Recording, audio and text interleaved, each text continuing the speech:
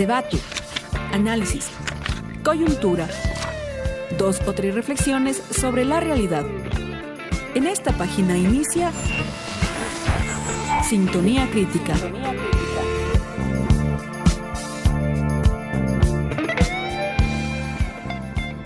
Queridos oyentes que nos sintonizan un día más en Sintonía Crítica, 2 o 3 reflexiones sobre la realidad. Para nosotros es un gusto tenerlos a todos ustedes nuevamente en este espacio.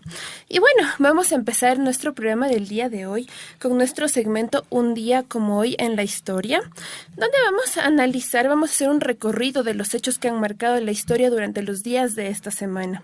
Entonces, de esta forma recordamos que el 4 de abril de 1968, Martin Luther King, el líder estadounidense sobre los derechos civiles, es asesinado en Memphis, Tennessee, a sus 39 años de edad, por un disparo protagonizado por James Earl Ray.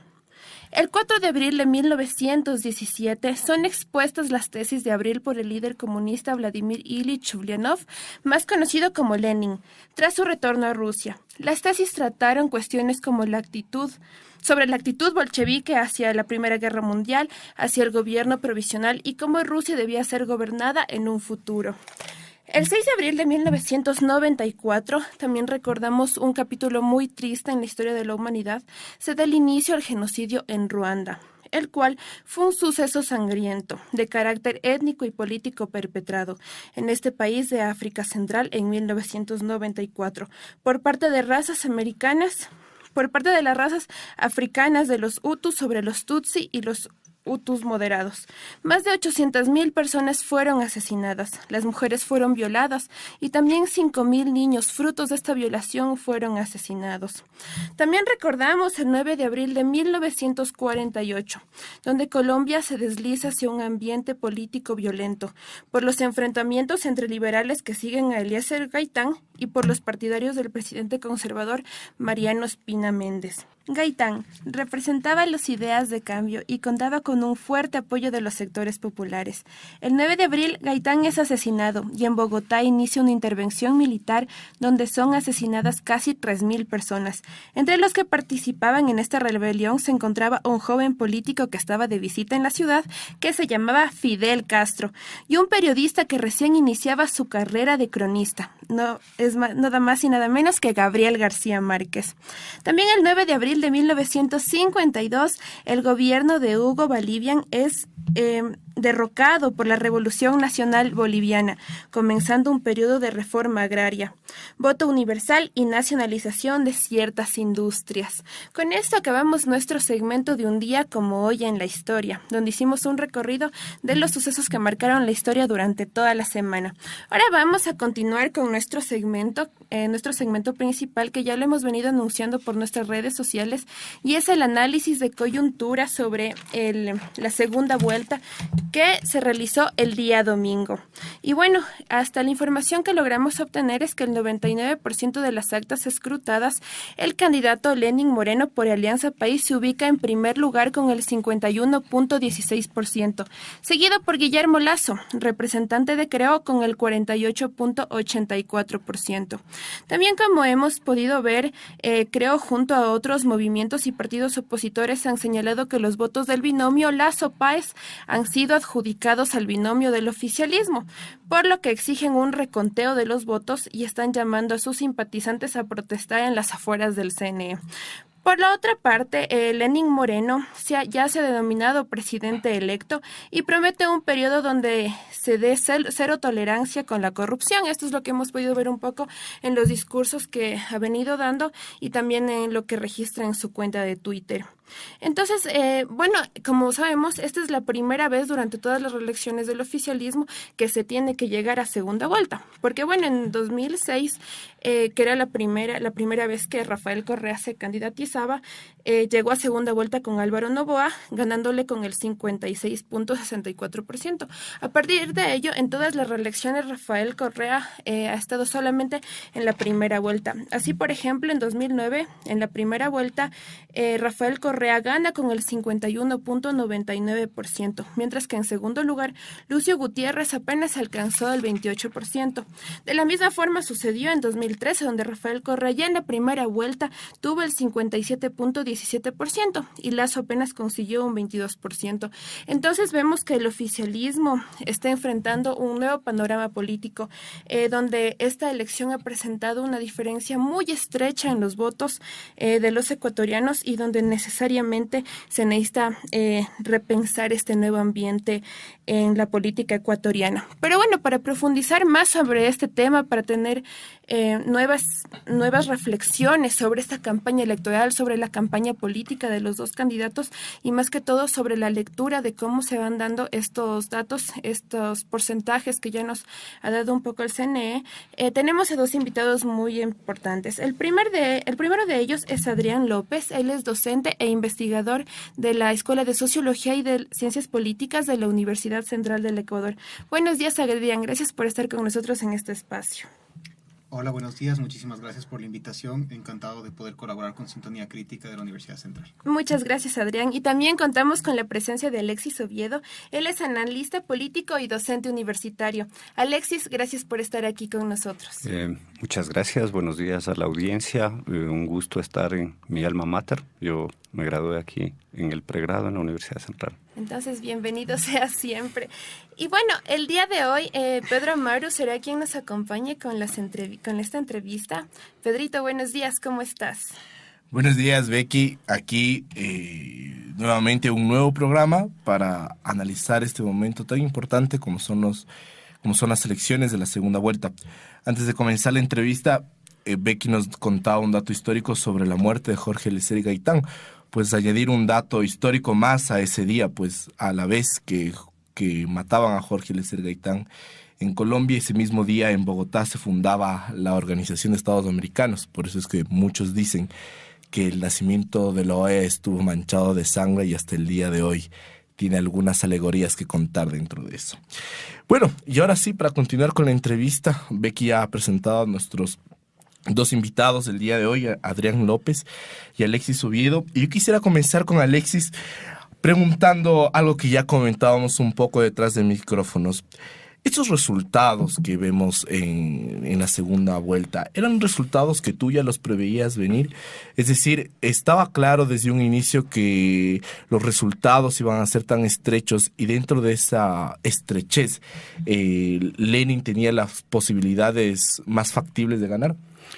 Sí, se veían venir los resultados quizás desde ciertas proyecciones estadísticas y desde cierto del avance de este estudio de preferencias alrededor de las semanas. Habían variaciones, pero en todas ellas seguía siendo el favorito Lenín Moreno.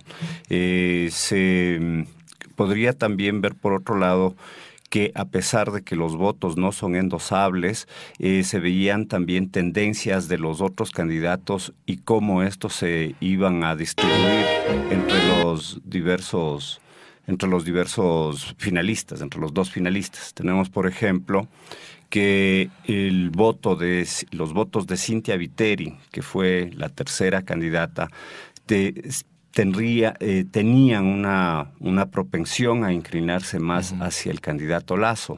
Sin embargo, el porcentaje de voto blando de esta posible vinculación hacia Lasso era muy alto, en tanto que el cuarto candidato, Paco Moncayo, los votos de él también tendrían un endoso más favorable hacia Moreno, pero con un voto duro más cercano hacia esta candidatura de la lista 35.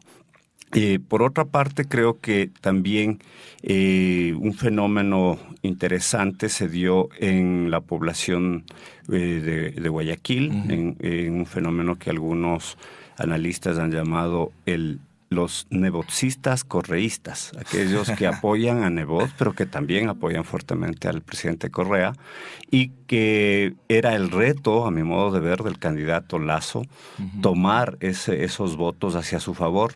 y creo que no lo logró. Creo que incluso si hilamos más fino, el conflicto último en el estadio donde que se aprovechó en cierta medida por la candidatura de Moreno, de las acusaciones de racismo hacia la candidatura de Lasso, en las declaraciones que dieron de por qué estaban afroecuatorianos en palco. Eso también puede haber influido. Recordemos que la población afroecuatoriana es en Guayaquil la mayor de todo el país. Aunque se pensaría que no lo es, pero es Guayaquil donde se concentra la población afroecuatoriana. Algunos analistas conversábamos sobre esto y como esta posibilidad. Entonces, con esto yo creería que los resultados eran previsibles, mucho más también por las diferentes polarizaciones que se han dado. 10 años de un régimen significaba un rechazo y muchos de los que apoyaron a Lasso eran no necesariamente votando por Lasso, sino en contra de la propuesta de Correa, básicamente, de la figura de Correa, esos líderes que son tan controversiales, amados y detestados al mismo tiempo por vastos sectores poblacionales. Y por otra parte, un sector que apoyaba a Moreno también lo hacía por rechazo a una propuesta neoliberal, y en eso influyó mucho el ejemplo de Macri en Argentina. Y bueno, los datos que hasta ahora tenemos hablan de que Lenin gana en la segunda vuelta, y en comparación a los datos que tenemos de la primera, Lenin sube 11 puntos, de su 39% a su 51%, y Lasso en cambio sube 20 puntos. En esta perspectiva, y un poco preguntarte, Adrián, ¿ha sido la campaña de esta segunda vuelta la que ha logrado que Lasso tenga ese incremento? Pues algunos analistas, incluso del sector de la derecha, donde estaba incluso el propio Nebot, ya hablaban tiempo antes de que no le culpen al Partido Social Cristiano, en el caso de Nebot, de que Lasso no gane en Guayaquil. O en el caso de Ramiro Aguilar, que decía que Lasso no pegaría en ciertos estratos populares, sin embargo logra tener un 20% de crecida. Sí, es significativo el incremento que encontramos en segunda vuelta. Me parece que hay que analizarlo todo en contexto, y mi lectura de los resultados quizás se distancia un poco de ciertas posturas que Alexis nos compartía. Por ejemplo, ¿ya? En el trasfondo, el fenómeno de Guayaquil, ¿no? Sabemos evidentemente que quien mayor aporta al padrón electoral es la provincia del Guayas, ¿no? De los 12 millones de electores, 2,5 millones, un poco más están en la provincia del Guayas. Entonces tiene un peso significativo, y dentro de eso Guayaquil también tiene un aporte considerable. Sin embargo, vemos hasta el corte que la diferencia que tiene Correa, ¿no? El candidato Moreno, en relación con Lasso, está en torno a los 229,000 votos ya de diferencia en esta segunda vuelta. Pero, ¿qué es lo que ocurre en la provincia de Guayas? A nivel de Guayas, Moreno ya termina ganando efectivamente con el 52% versus el 48% de Lasso, pero eso le significa un aporte de 95,000 votos. Pero si eso lo contrastamos con el efecto que tiene la segunda provincia más poblada del Ecuador, que es Pichincha, ¿ya? En cambio Lasso gana acá en la provincia de Pichincha con el 52,22 versus el 47,78. Eso a nivel de números de votos, ¿cuánto es? Son 80,000 votos. Es decir, que el efecto Guayas con el efecto Pichincha, de una u otra manera, casi que terminan anulándose mutuamente. Terminan dando efectivamente una respuesta positiva, ya, un valor positivo para el candidato Moreno, pero es de apenas 15,000 votos. Y estamos hablando que las elecciones se jugaron en una diferencia de 230,000, 229,000 votos, por lo que la explicación, a mi criterio, va por otro lado, ¿no? Entonces, el fenómeno, a diferencia de otras elecciones en el pasado, no se da en una definición en las provincias más pobladas como Pichincha y Guayas. ¿Dónde se da? Si me haces la pregunta, en Manabí. Manabí presenta un comportamiento electoral sui generis en estas elecciones, porque tiene además una desviación estándar mucho más, digamos que la más anómala, la más distante que en el resto de provincias. En Manabí gana Alianza País con el 66,84% frente al 33,16%. Es decir, a nivel de la provincia de Manabí, por cada 2 votos que obtuvo Lenín Moreno, obtuvo apenas 1 Guillermo Lasso. ¿Ya? Esto no se da en ninguna otra provincia del país. ¿Cuánto representa esto en votos? ¿Ya? Y aquí va el punto. Esto representa una ventaja para Alianza País de 322,000, casi 323,000 votos. Entonces, la elección no estuvo en juego en Guayas o en Pichincha, no estuvo en Guayaquil o en Quito. Ya, lo duro de la elección estuvo en la provincia de Manabí, por el contexto que sabemos desde abril del año pasado con el terremoto y todo lo que ha sido la política de inversión y las intervenciones que de parte del gobierno nacional se han venido realizando allá. Ahora, pensando en este caso de Manabí, dentro de la segunda vuelta se empoderó esta idea de que Lasso, bueno, la gente de Creo tenían unas ínfulas despectivas contra la tendencia de votación que tuvo Manabí en la primera vuelta, y sucedió esto del lanzamiento de los atunes, y bueno, y luego se empoderaron algunas cosas sobre esto que decías, Alexis, ¿no? Una campaña donde Alianza País empezó a figurar al personaje de Lasso con discursos de xenofobia, con discursos de racismo, etcétera, etcétera. ¿Esto logró cajuar dentro de la decisión de las clases populares, según tu perspectiva, Adrián? Yo te diría que sí. Yo te diría que fue una estrategia comunicacional bastante efectiva para la provincia de Manabí. Los resultados saltan a la vista. Es más, podemos ir profundizando un poco más, desagregando datos, ¿ya? Y podemos, ¿no es cierto?, de manera contrafáctica ir analizando qué pasó en los lugares donde hubo mayor intervención estatal, léase en torno al epicentro de el terremoto de abril del año pasado, frente a lugares más distantes hacia el sur de la provincia, que posiblemente no recibieron toda la inversión pública en la misma magnitud que los lugares más afectados. Pongo, por ejemplo, el cantón Pedernales, ¿ya? En Pedernales tienes una diferencia aún más significativa que a nivel de la provincia de Manabí. ¿Ya? Recordemos que en Pedernales fue el epicentro. En Pedernales, Alianza País saca una votación del 72%. ¿Ya? Es impresionante la brecha que abre ahí, frente a un escaso 28% que logra el movimiento Creo en Alianza Consuma. Pero como digo, si es que nos alejamos un poquito más y nos vamos hacia el sur de la provincia de Manabí y tomamos, por ejemplo, a Pajanes, ¿ya? Podemos ver que en cambio allá la diferencia se reduce bastante y Moreno triunfa con el 59%, pero Lasso ahí ya obtiene el 41%. Es decir, se mantiene una distancia, sí gana Alianza País, pero de manera mucho más reducida que en los lugares que fueron directamente impactados por el terremoto y en consecuencia también que recibieron una ayuda prioritaria de parte de las políticas del gobierno nacional y de gobiernos locales. Ahora, si vemos los resultados, esto lo comparábamos en el CNE, en las provincias de mayor población indígena, por ejemplo, Cotopaxi, Tungurahua, Chimborazo y Bolívar, Lasso da una arremetida tremenda contra Lenín Moreno, ¿no? O sea, estamos hablando de un porcentaje de 60 a 30% que Lasso obtiene la victoria. Y en esa perspectiva, preguntarte, Alexis, ¿eso ha sido costo de la política de este gobierno durante estos últimos años de alejamiento del movimiento indígena, de persecución a ciertos dirigentes, incluso de no incluir a los debates que dentro del movimiento indígena pedían en el contexto nacional? Esto es una arremetida que incluso no logró frenar país con todo esto de las identificaciones de Lasso con un discurso racista, de discriminación, de xenofobia y de identificación con ciertos sectores de las capas altas del país.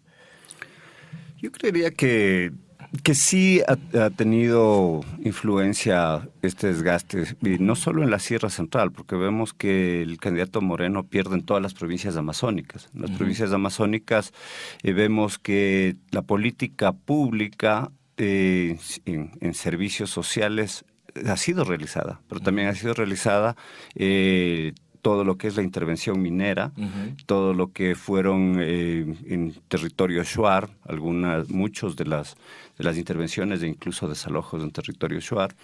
Sin embargo, subrayando algo que mencionaba Adrián, es una elección muy sui generis en todos los sentidos. En efecto, se polarizan la votación en Pichincha, por ejemplo, donde que tenemos un sur que vota por Moreno y un norte que vota por Lasso. En Guayaquil, y que a la vez, como él lo decía, se anula con la votación de Guayas y de Guayaquil. Manabí es, si bien en la primera vuelta se vio el abrumador apoyo que tuvo el candidato Moreno, este apoyo crece aún más en la segunda vuelta para el candidato de la lista 35. El otro factor que es determinante es el nivel poblacional. Si bien tenemos que Sierra Central y Amazonía son de porcentajes de 60 y 70%, incluso creo que hasta se acerca al 70% en favor de Lasso, pero el número de pobladores y de votantes en dichas provincias no es determinante en un peso nacional. Tenemos otro factor interesante, la consolidación de un candidato serrano con fuerza en la costa y la consolidación de un candidato costeño, guayaquileño en la sierra. Un candidato desde una perspectiva discursiva más de derecha, centro derecha y derecha, como es Lasso, con mucho apoyo de sectores indígenas, de sectores medios a nivel de provincia e incluso de ciertos adalides de la izquierda y ciertos partidos de la izquierda como es el reciente Unidad Popular. Y en tanto que vemos por el otro lado una consolidación de un voto duro de país como una fuerza política que se ha mantenido más o menos estable. El 39% de Lenin es un poco el que tenía anteriormente Correa, es decir, la suma en la segunda vuelta de esos 11 puntos, 12 puntos, es una remontada que no le fue muy fácil. Y desde esta perspectiva, y analizando, digamos, históricamente cómo han ido evolucionando los datos, que el partido de Creo y que Guillermo Lasso haya logrado obtener, incluso en las condiciones de una segunda vuelta, que es con dos candidatos, haya podido obtener casi el 50% de la votación. ¿Podríamos hablar que de alguna forma esto es un logro? Pensando de que la votación de Guillermo Lasso nunca ha variado entre 20 a 28%, ¿no? Y que es en las condiciones de la segunda vuelta que más o menos logra tener mayor incidencia en ciertos sectores, con las diversas perspectivas de la fundamentación de por qué el voto por Guillermo Lasso. ¿Un logro para quién? Sería la contrapregunta. ¿Un logro para una oposición per se del proyecto de la Revolución Ciudadana? ¿Un logro para la oposición particular hacia la figura del líder Rafael Correa? Porque yo creería que hay una diferenciación, que puede darse una diferenciación entre lo que es el líder y las animadversiones y adhesiones que tiene, y otro, un proyecto de revolución ciudadana que tiene a la vez ciertas ambigüedades en su adscripción. O sea, es un populismo, un progresismo que comenzó con una propuesta de izquierda, que tuvo sus matices de centro y que terminó con propuestas de derecha, como es la firma de un TLC. Sin embargo, estos sentidos los capitaliza una candidatura que se viene a representar como el finalista. Porque si recordamos en la primera vuelta, el voto útil fue muy decidor. En los sectores de Quito había una cierta simpatía por el candidato Moncayo, pero claramente, y lo dicen los estudios, decían, me gusta, pero no votaría por él porque no va a llegar. Y lo que quiero es que haya segunda vuelta y esa opción solamente me da Lasso. Es decir, no hay un único cobijo ideológico para los votantes de Lasso. Es más, me atrevería a decir que la gente que rayó por el binomio Lasso-Páez lo hizo en contra de Correa. Adrián, volviendo contigo, quisiera también poner dentro de la discusión, bueno, no quiero basarme en los chismes, pero siempre los chismes dicen cosas importantes. Escuchaba el día de ayer desde algunos sectores que ha habido broncas tanto en las dos candidaturas entre el candidato presidencial con el candidato vicepresidencial, acusando incluso que el candidato vicepresidencial, donde antes se consideraba, digamos, como un comodín que lograba permitir tener votos en una determinada región, hoy parece que logra quitar votos para ciertos aficionados o para cierta ciudadanía que estaba de acuerdo con la candidatura del presidente, más no con la candidatura del vicepresidente. Y en esa perspectiva, ¿qué papel han jugado los vicepresidentes en estas elecciones? Porque una cuestión también sui generis, siguiendo esta línea, es que los vicepresidentes, como en ninguna otra elecciones, han tenido un gran margen de intervención, un gran margen de participación política, decidiendo y liderando ciertas cosas. Bien, el papel de los candidatos vicepresidenciables, como ha sostenido, por las circunstancias en torno a la trayectoria política, hizo que sea limitada su visibilidad, ¿no? Desde los mismos aparatos de los partidos políticos, en uno y en otro caso. ¿Ya? Lo cual tú habrás visto una significativa diferencia, igual los radioescuchas, respecto a cuál fue el posicionamiento de los candidatos vicepresidenciables en la primera vuelta frente a una segunda vuelta, donde comenzaron a tener un papel mayormente secundario. Entonces sí se guardaron aquello. Te diría, ¿qué tan influyente es el papel de ellos? ¿Ya? Habrá que matizarlo en uno y en otro caso. La provincia de Manabí me parece que también nos está diciendo un mensaje, ¿no? Respecto a la votación que, como les decía, saca Alianza País una ventaja de 330,000 votos, ¿ya? 320,000 votos, ¿ya? Solamente en esa provincia. Pero bien, quisiera retomar también una discusión previa porque me parece fundamental analizar estos datos. Se había mencionado algo del voto indígena. Tomamos datos de 3 provincias de la Sierra Centro, ¿no? A nivel de aproximación para aquellas provincias que tienen mayor votación indígena.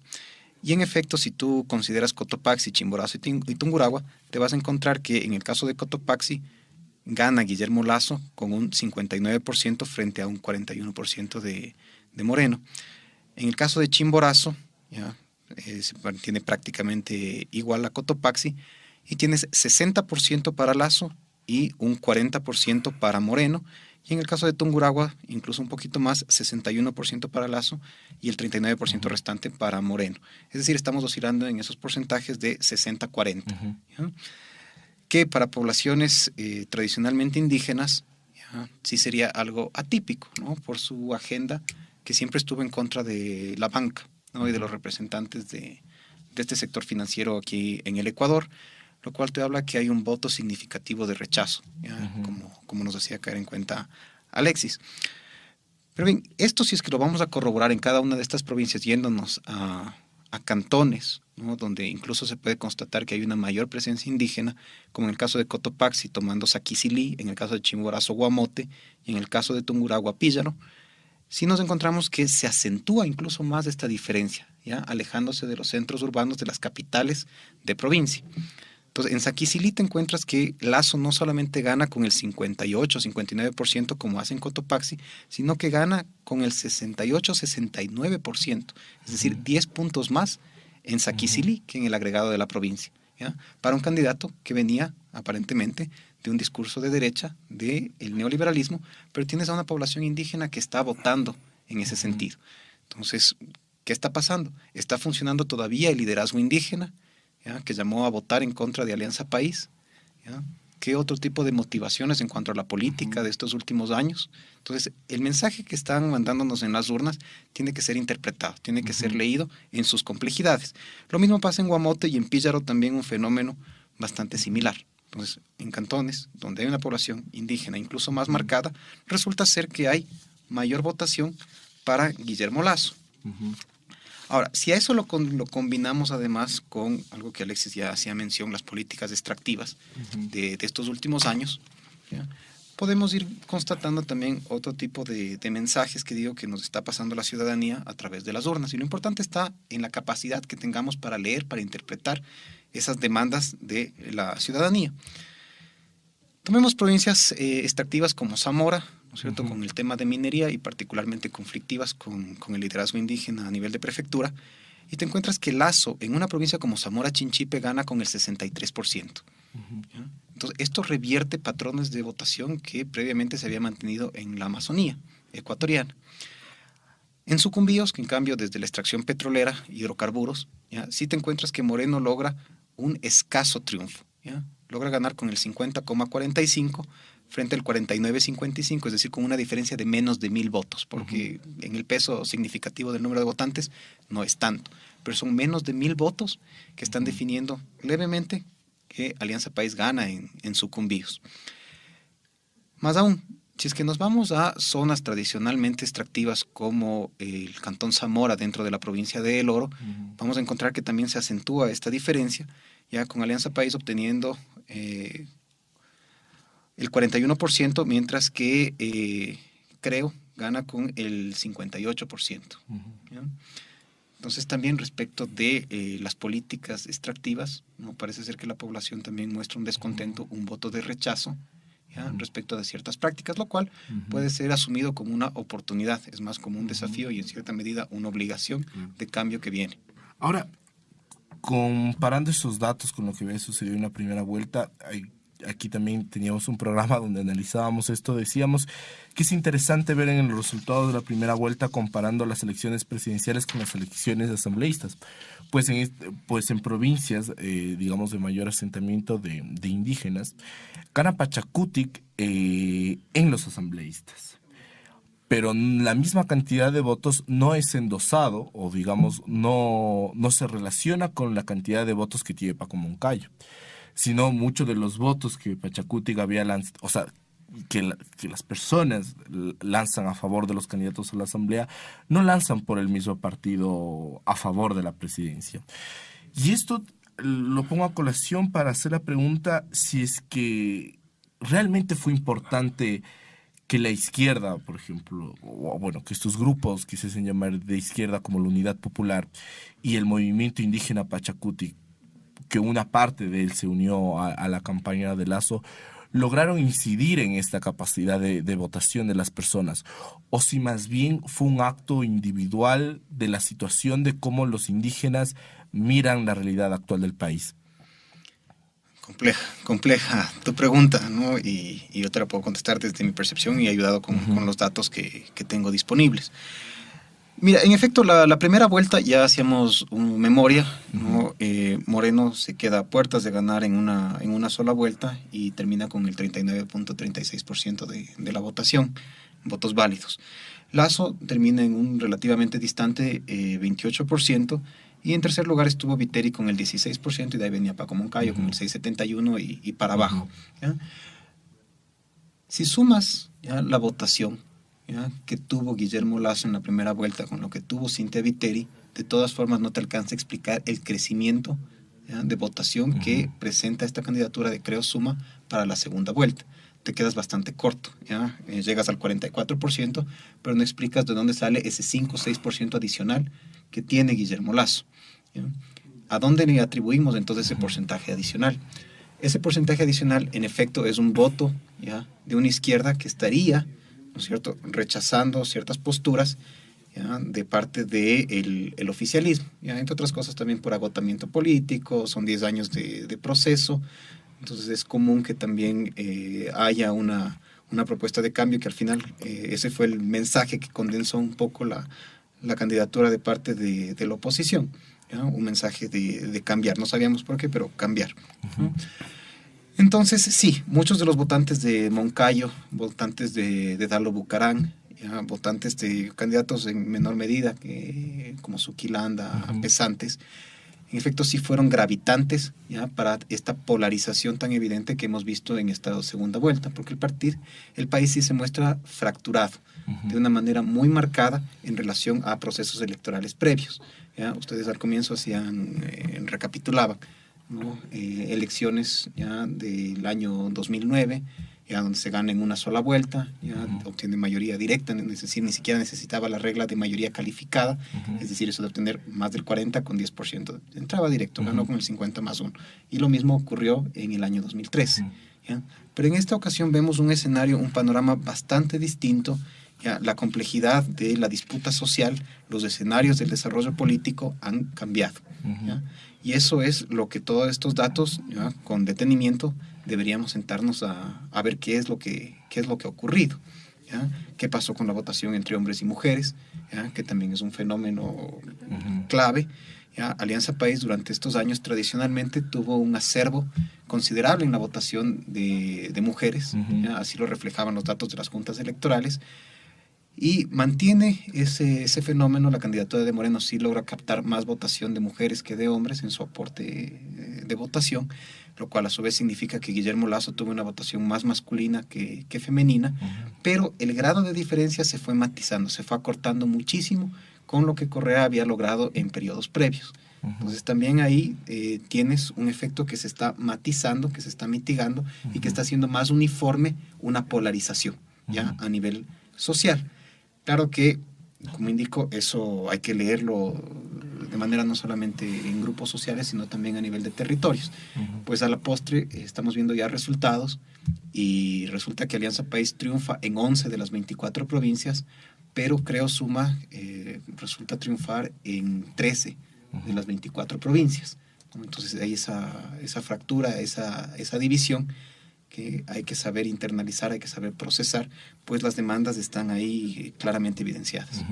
Ahora, regresando contigo, Alexis, dentro de la academia y sobre todo de los estudios sociales, se habla de que el progresismo está llegando a su fin, que estamos viviendo una temporalidad de un fin de ciclo, como lo han llamado muchos autores. Lenin logra ganar con las justas, como también es el caso de Maduro en Venezuela o el caso de Dilma Rousseff anteriormente. Preguntarte si realmente estamos viviendo un fin de ciclo. ¿Qué implica eso en una relación de pensar la crisis de la hegemonía del proceso actual de la revolución ciudadana? Yo creería que la tendencia a equiparar en el mismo molde, digamos, al progresismo, desde el kirchnerismo, Evo Morales, Maduro antes Chávez, Dilma antes Lula y ahora Lenin antes Correa, no me parece tan simple, me parece fácil y muy simple. Voy a meterlos a todos en un mismo saco. Creo que tienen todos muchas particularidades, cada país tiene sus particularidades desde lo histórico, desde lo económico.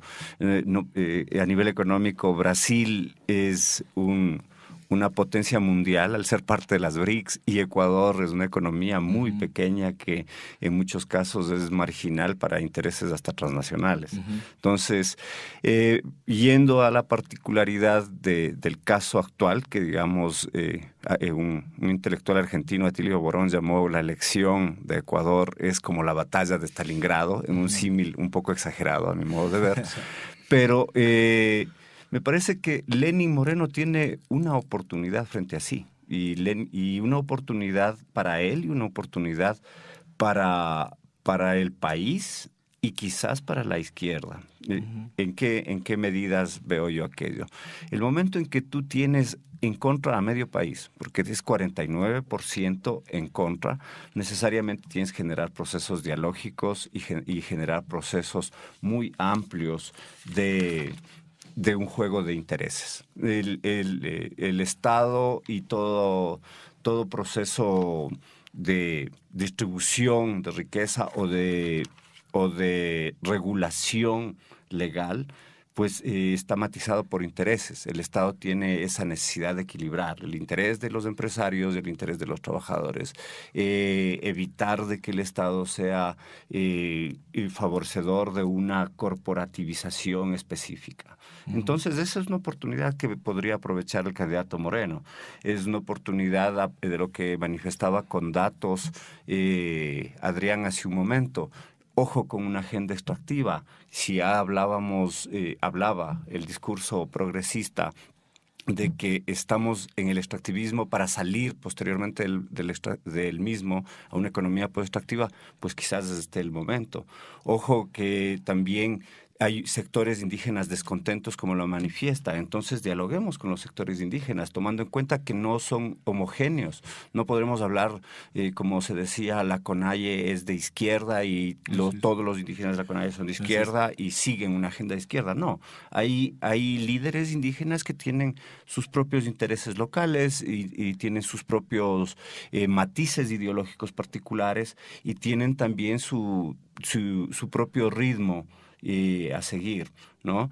Creería yo también que es una oportunidad para la izquierda, independientemente del gobierno, no. Yo creo que el haber lanzado una candidatura propia en una propuesta de un acuerdo nacional por el cambio y tener un 6,71% es una ganancia. Yo no le vería una pérdida como muchos lo ven.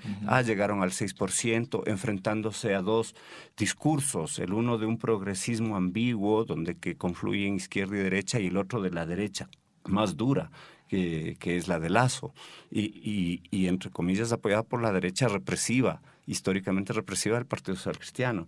Entonces esa irrupción, me atrevo a decir, podría significar la capitalización y la organización política de los sectores votantes. Si vemos mapas, hay una fortísima votación en Pastaza por Paco Moncayo. Y si vemos en números, quizás no llegan a muchas centenas de miles de votantes, pero podríamos generar procesos organizativos desde ahí. Y podríamos poner en la agenda que enfrenta el nuevo gobernante los temas cruciales de la izquierda, empezando por las libertades, que las libertades le hemos dejado de lado a la derecha, hemos dejado chance de que la izquierda pelee lo social y no las libertades. Las agendas de género, las agendas también económicas, la potenciación de las microempresas, cosas así. Y en esta línea me llamaba la atención, un poco mencionabas esta lucha contra una derecha fuerte. Una derecha que se ha ido haciendo fuerte también. O sea, y ahí preguntarte, ¿cuál ha sido el escenario en que esta derecha, que ha salido con un discurso neoliberal al desnudo, ¿no? Porque si uno ve las entrevistas que hace Lasso, cuando está hablando de su plan económico, está mostrando una tendencia marcada y alineada a los fundamentos del neoliberalismo, digamos, de la propia escuela de Chicago, y con todas las reformas que puedan haber hoy con los pensamientos con los pensamientos de los nuevos economicistas. ¿Qué escenario se ha fraguado para que esta derecha surja? Porque Correa supuestamente la había derrotado en el 2006, de esta larga noche neoliberal. Y hoy surge como una posibilidad económicamente posible de que se aplique en el Ecuador.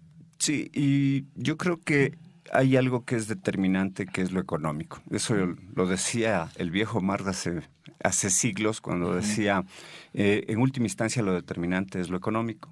Y fue lo económico lo que empezó a minar a la Revolución Ciudadana en el año 2015. O sea, recordemos que cuando él plantea medidas para la herencia y para la plusvalía, de inmediato muchos sectores ven atacados sus intereses económicos. El momento en que los precios del petróleo bajan y la capacidad de consumo decrece, nuevamente tenemos esa reacción, esa inconformidad. Y por un lado. Por otro lado, tenemos también las estructuras generales de un gobierno que no potenció la pequeña y la mediana industria. El gobierno, lastimosamente, pues apoyó mucho a grandes grupos económicos, como el Grupo El Juri, el Grupo Ray La Favorita, el Grupo Sarninsky, Deller, en una economía más bien de comercio. Pero esos grupos, esa estructura económica y esos grupos no son los que generan la mayor capacidad de empleo y de empleabilidad. Si a eso ponemos junto a una moneda como el dólar y con economías como Perú y Colombia, que son mucho más baratas a nivel de producción, si a eso ponemos medidas positivas como unos salarios mínimos para los trabajadores que son muy superiores a los de la región, pero que sin embargo restan competitividad, era todo una caldo de cultivo para un discurso del emprendedor. No hemos sido emprendedores, el Estado no nos ha dejado emprender, hay demasiados impuestos. Aun cuando, si vemos los impuestos, la escala taxacional no son para todos los sectores, hay para todos los sectores populares. Entonces, es como un aprovechamiento discursivo de estos errores cometidos también. Y bueno, para ir terminando un poco esta pregunta, plantearles a los dos, aunque ya se han dicho algunas cosas, y empezar por ti, Adrián, ¿cuáles factores son necesarios hoy en día ponerlos en debate? Ya no pensando en la situación de si las elecciones dieron ganador a Lenin, si hubo fraude o no hubo fraude, sino cuáles son los factores que son necesarios hoy en día ponerlos en debate para pensar la gobernabilidad del presidente como también la estabilidad de un país.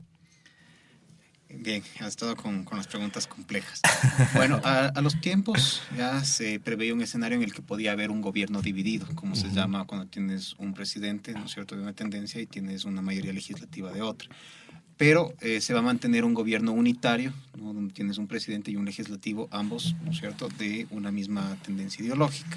Me parece que eso es una oportunidad para avanzar en la garantía de derechos sociales para la población, pero a su vez hay que saber tomar en cuenta las advertencias, ¿ya?, y los pedidos que están emanando de parte de la agenda pública, ¿no?, y nuevos problemas públicos que requieren enfoques distintos a los que se ha venido dando. Entonces, estas elecciones sí se presentan como un desafío, un mensaje, no solamente para el Ecuador, sino que me parece que para la izquierda latinoamericana. Bien, hace un momento, por ejemplo, se mencionaba que el país efectivamente está 50-50, que estás gobernando sin el favor de un 49 y tanto % de la población. Pero eso resulta mucho más complejo si tomas en cuenta que también hubo una votación nula bastante significativa. ¿Ya? Fueron cerca de 670,000 votos nulos, ¿ya?, que hubo en esta elección. Si bien es cierto que se mantiene dentro de la tendencia de los votos nulos, no hay que hacerlo de lado. ¿Por qué? Porque gran parte de los votos nulos, ¿ya?, fueron de gente que estaba en un marcado rechazo, ¿ya?, a posturas tanto de una como de otra tendencia. Y es más, gran parte de actores de izquierda, ¿no es cierto?, dijeron, bueno, yo en realidad no favorezco a quienes actualmente están en uso del gobierno, pero tampoco voy a votar por un candidato de la banca, ¿ya? Entonces, complejiza aún más el mensaje, ¿no?, de que el 50-50 en realidad puede ser incluso más difícil. Entonces, la elección ya no está ganada. La elección tiene que ganarse, ¿ya? Ese sería el mensaje. ¿Cómo se gana la elección? Ya adquiriendo legitimidad, ya a través de una agenda de izquierda que tiene la oportunidad de abrirse más, ya, e incorporar demandas ciudadanas de sectores sociales puntuales que están clamando visibilidad y están clamando otro tipo de respuestas. Entre otras cosas, la construcción de una visión de Estado de Derecho, ¿ya? Porque más allá de los problemas que se han prefigurado, gran parte estuvo dentro del entorno económico, deuda, no deuda, ya, políticas sociales, no políticas sociales. Me parece que en el fondo sí debemos preocuparnos por la construcción del Estado de Derecho, ¿ya? Es decir, por qué medidas se van a tomar para poder garantizar un equilibrio, un balance entre poderes, ya, la participación coherente, coordinada, articulada entre gobierno central y gobiernos autónomos descentralizados. Me parece que por ese lado va. Y simplemente quería mencionar algunos datos adicionales que nos pueden servir para aclarar este panorama, y es el voto de los migrantes, ¿ya? El voto de los migrantes ecuatorianos.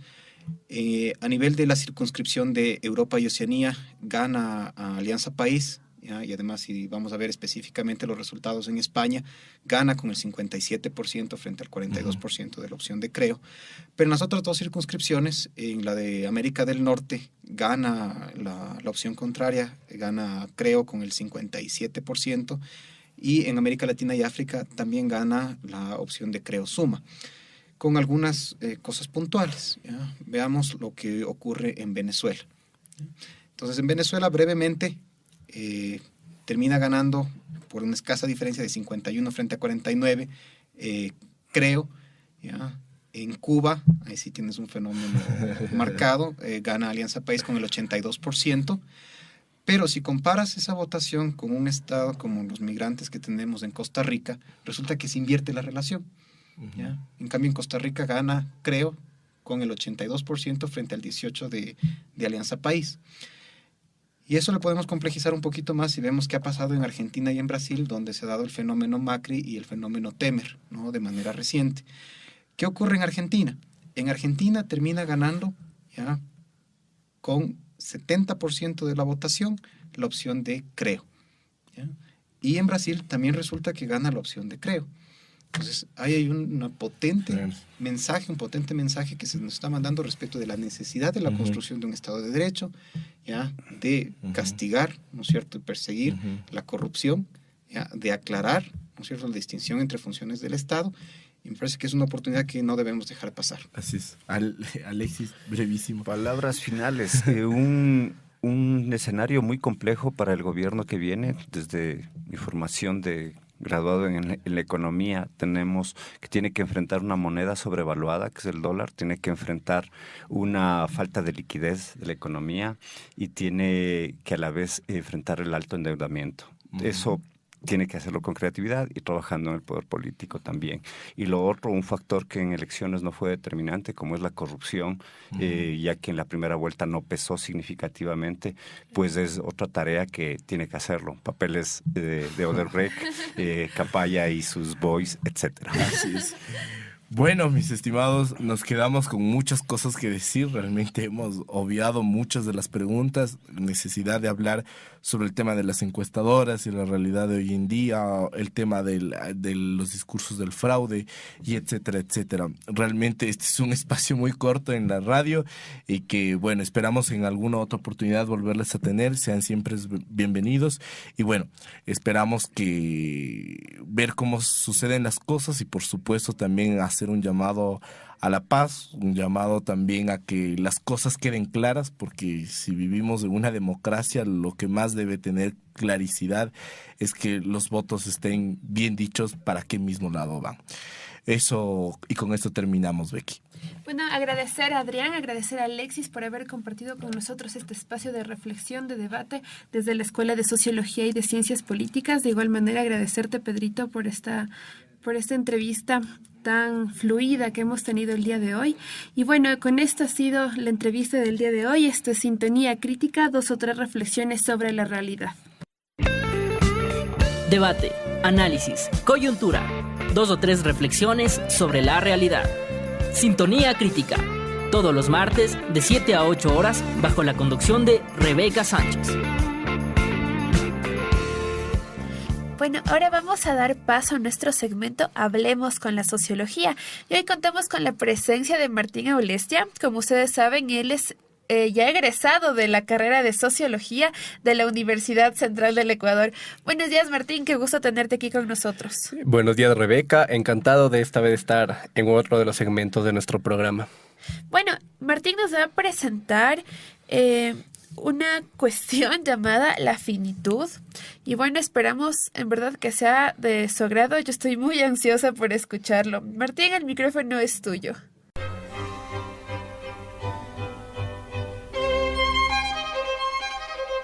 En noviembre de 1927, el profesor de literatura y experto en el folclore de la región de Nueva Inglaterra en la Universidad de Miskatonic, Albert Wilmart, de Arkham, se involucró en una disputa epistolar que se publicaba en los diarios locales. La disputa se daba en torno al origen de uno de extraños cuerpos, de apariencia pulposa y poco humana encontrados en varios ríos del estado de Vermont. Los conocimientos de Wilmart le hacían sentirse capaz de entender el origen de las explicaciones dadas sobre los cuerpos desde una serie de mitos de historias antiguas de la región, rastreables al menos hasta la colonia o la temprana independencia, y quizá aún más allá, en las historias de los nativos americanos.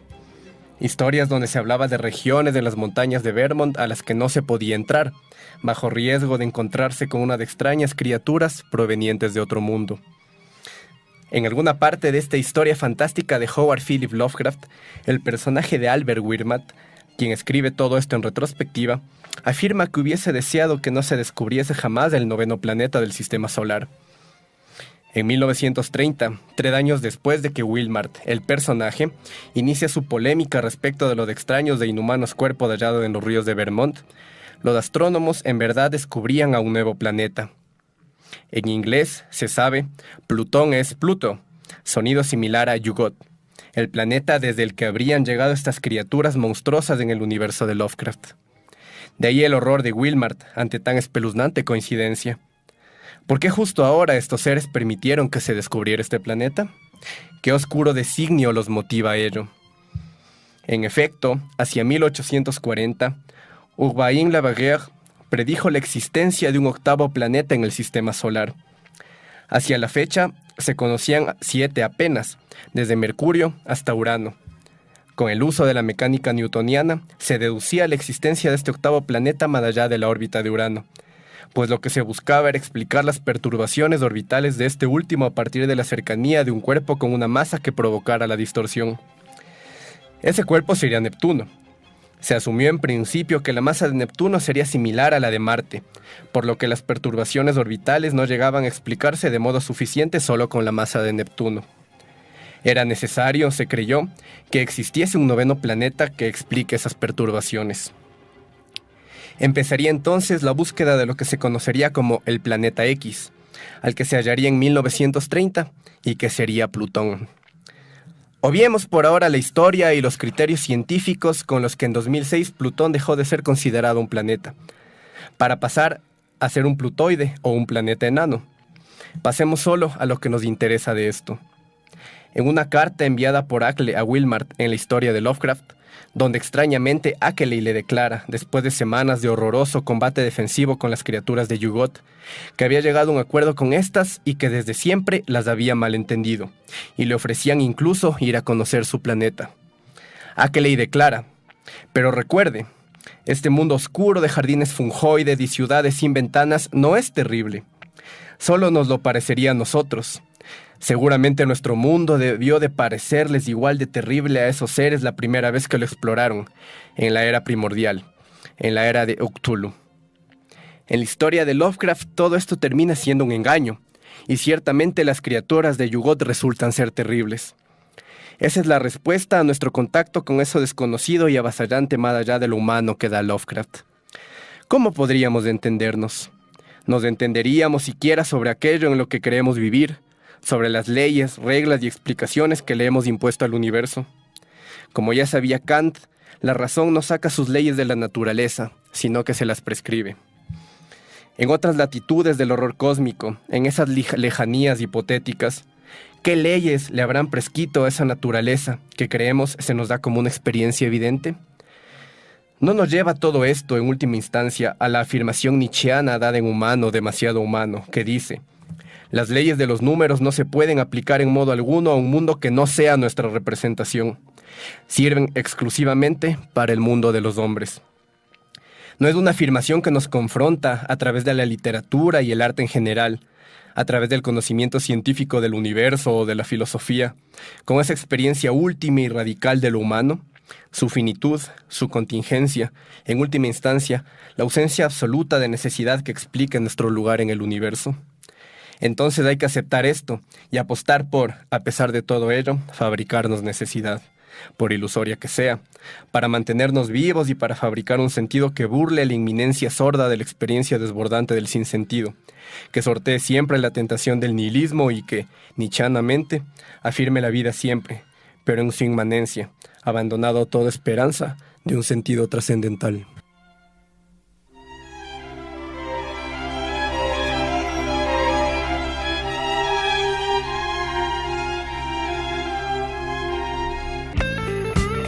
Debate, análisis, coyuntura, 2 o 3 reflexiones sobre la realidad. Sintonía crítica, todos los martes de 7 a 8 horas bajo la conducción de Rebeca Sánchez.